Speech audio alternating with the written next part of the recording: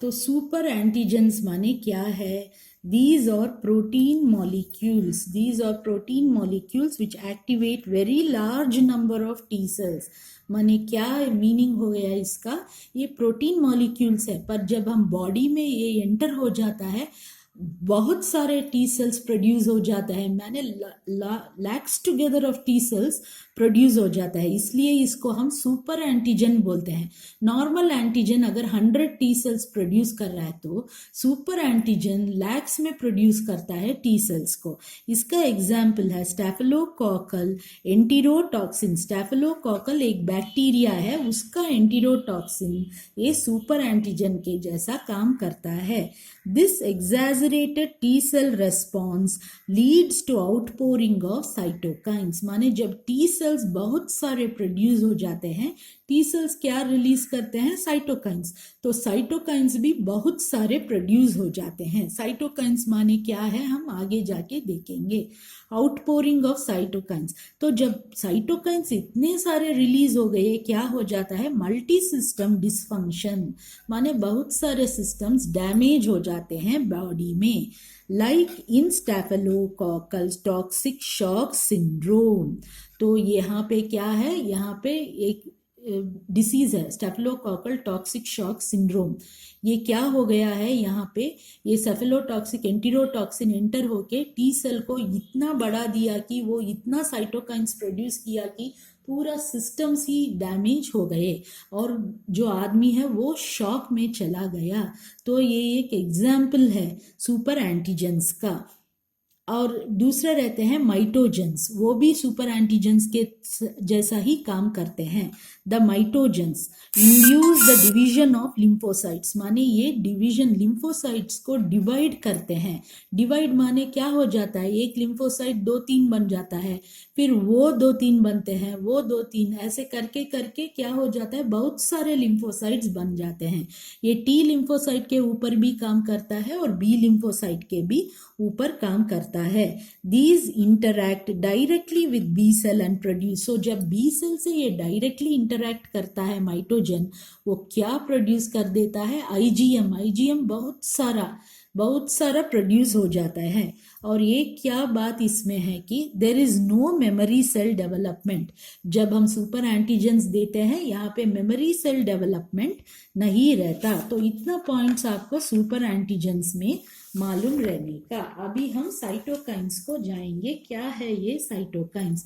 हमने देखा कि टी सेल अगर एक्टिवेट हुआ तो टी हेल्पर सेल्स एक्टिवेट हो गया तो T1H helper cell, T2H helper cell और मेमोरी सेल प्रोड्यूस करता है। वो T1H हेल्पर सेल क्या प्रोड्यूस करता है? साइटोकाइंस। साइटोकाइंस माने क्या? ये मैंने बहुत ब्रीफली ही दिया क्योंकि सब कुछ याद नहीं रहता, इसलिए जस्ट मेन पॉइंट्स आपको याद रहे उतना ही मैंने यहाँ पे लिखा है। These are पेप्टाइड मीडिएटर्स और सिग्नलिंग प्रोटीन्स। तो ये क्या है? ये फिर प्रोटीन है, और कैसा प्रोटीन है? जो सिग्नल देने वाला है। They are used in cellular communication, माने एक सेल से दूसरे सेल कम्युनिकेट करने के लिए ये यूज होते हैं। They are produce by T lymphocytes, macrophages, platelets etcetera. तो कौन प्रोड्यूस करता है इसको? टी लिम्फोसाइट्स भी, मैक्रोफेजेस भी, प्लेटलेट्स भी। They regulate immunological, inflammatory, reparative, host responses. So कहाँ कहाँ काम करते हैं साइटोकाइंस? इम्यूनोलॉजी में काम करते हैं, इन्फ्लेमेशन में काम आते हैं, और रिपेयर प्रोसेसेस में भी ये काम आते हैं। दे एक्ट लोकली, क्या करते हैं? उनका एक्शन लोकल सीमित रहता है, सिस्टमिक में नहीं। दे आर, तो ये क्या क्या रहते हैं साइटोकाइंस में? साइटोकाइंस में इंटरल्यूकिन्स भी साइटोकाइंस में ही आते हैं। इंटरल्यूकिन्स भी साइटोकाइंस में ही आते हैं। CSF माने कॉलोनी स्टिमुलेटिंग फैक्टर, वो भी एक साइटोकाइन है। TNF, ये क्या बोलते हैं? TNF ट्यूमर नेक्रोसिस फैक्टर, ये भी एक साइटोकाइन है। इंटरफेरॉन, ये भी एक साइटोकाइन है। और अदर्स में TGF आता है, टी सेल ग्रोथ फैक्टर है, वो भी एक साइटोकाइन है। तो ये जो इंपॉर्टेंट पॉइंट्स है साइटोकाइंस के बारे में मैंने बोला। अभी हम इंटरल्यूकिन्स पहले देखेंगे। तो क्या है इंटरल्यूकिन? इंटरल्यूकिन एक साइटोकाइन है, साइटोकाइन क्या है फिर वही लिख सकते हो ये, इसको भी पेप्टाइड है जो सिग्नलिंग प्रोटीन है ऐसे। तो इंपॉर्टेंट पॉइंट्स इंटरल्यूकिन में क्या क्या आपको याद रखने का।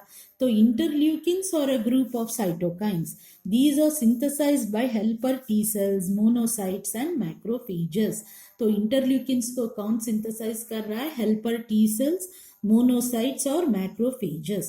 Once a interleukin is produced, it travels to the target cell. तो अगर interleukin produce हुआ तो वो target cell को ट्रैवल करता है, attaches to the surface of the target cell, वहां पे जाके टारगेट सेल का सरफेस को अटैच होके triggers cascade system in the target cell. तो कैस्केड सिस्टम मैंने वहां पे बोला है, कैस्केड सिस्टम का मीनिंग क्या है कॉम्प्लीमेंट सिस्टम में, तो वो ट्रिगर कर देता है and this will alter the cell's behaviour. तो ऐसे क्या हो जाता है, टारगेट सेल का बिहेवियर ऑल्टर हो जाता है। Their function is same like cytokine, माने इम्यूनोलॉजिकल फंक्शन रहता है, इन्फ्लेमेटरी फंक्शन रहता है और रिपरेटिव फंक्शन रहता है। तो यहाँ पे आपको मालूम होना चाहिए कि इंटरल्यूकिन्स बहुत सारे रहते हैं, कुछ 35 इंटरल्यूकिन्स तक ढूंढा है अभी लेटेस्ट। पहले बोलते थे 15 इंटरल्यूकिन्स, पर अभी 35 इंटरल्यूकिन्स तक ढूंढा गया है, और भी ज़्यादा हो सकते हैं, इसलिए मैंने नंबर पे कमेंट नहीं किया है। तो इंटरल्यूकिन 1 और इंटरल्यूकिन 2 के बारे में कुछ पॉइंट्स मैंने लिखा है। तो interleukin 1 is produced by macrophages, lymphocytes, monocytes, ये सभी इंटरल्यूकिन 1 प्रोड्यूस करते हैं। It is a protein inducing fever, माने ये जो इंटरल्यूकिन 1 है ये प्रोटीन है और फीवर को ये इंड्यूस करता है, फीवर बॉडी में देता है ये। Important role in local and systemic inflammation, ये लोकल इन्फ्लेमेशन और सिस्टमिक इन्फ्लेमेशन में अपना रोल निभाता है। नेक्स्ट है IL-2, it is called as T cell growth factor, इसको हम टी सेल ग्रोथ फैक्टर भी हम बोल सकते हैं।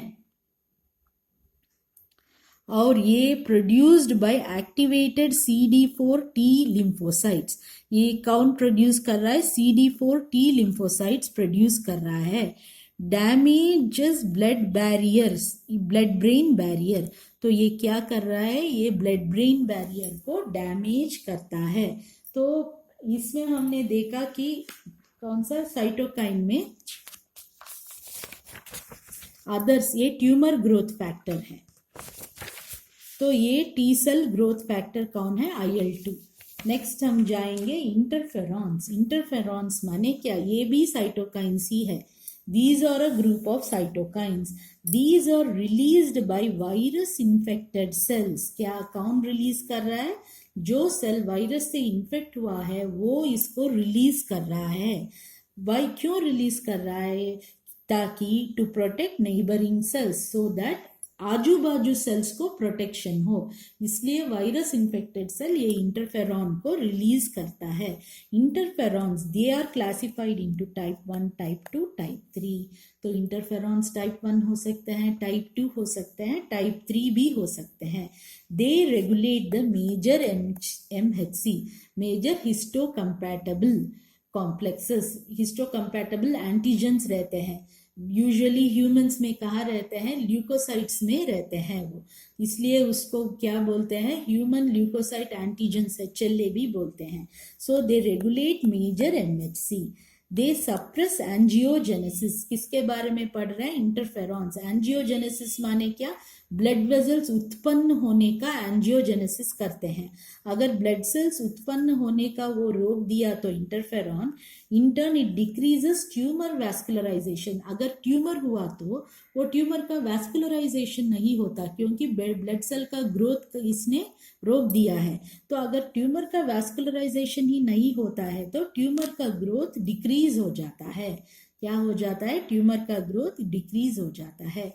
Interferon therapy is used in treatment in some cancers, so this is why ये कैंसर में भी ट्रीटमेंट की तौर से यूज किया जाता है। They are used in auto immune diseases also, तो इसको ट्रीटमेंट के रूप में ऑटो इम्यून डिसीजेस में भी यूज करते हैं। एक एग्जाम्पल है मल्टीपल स्क्लीरोसिस। तो ये हो गया इंटरफेरॉन्स के बारे में। तो थोड़ा बहुत ट्यूमर नेक्रोसिस फैक्टर के बारे में भी पढ़ेंगे। TNF माने क्या है? Tumour necrosis factor. These are produced by macrophages. कौन प्रोड्यूस कर रहा है? Macrophages. They belong to cytokine groups. So they induce cell death of tumor cells. So ये इनका काम क्या है? ट्यूमर सेल्स में, ट्यूमर माने कैंसर में जो भी सेल्स है उसका डेथ कर देना इनका काम है. The first two members of tumour necrosis factor और उनका फर्स्ट दो मेंबर्स है TNF अल्फा और TNF बीटा, माने ट्यूमर नेक्रोसिस फैक्टर अल्फा और बीटा. तो ट्यूमर नेक्रोसिस फैक्टर अल्फा क्या क्या काम करता है देखेंगे. Involve in fighting against tumorigenesis, माने ट्यूमर का पैदा होने से ये जाके उसको फाइट करता है, ट्यूमर पैदा होने के लिए नहीं देता है. तो ये एक काम है इसका. इट इज मल्टी फंक्शनल, इसका बहुत सारे काम हैं. Cell proliferation, it help cell differentiation. तो क्या क्या करता है ये मल्टी फंक्शनल में?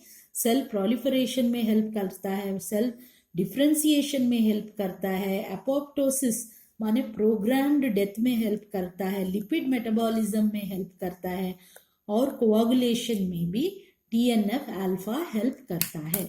तो ये सभी मैंने जस्ट एक आइडिया रहने के लिए साइटोकाइन, इंटरल्यूकिन, इंटरफेरॉन माने क्या, ट्यूमर ने क्या है वो रहने के लिए ये थोड़ा थोड़ा ब्रीफली ही मैंने दिया है.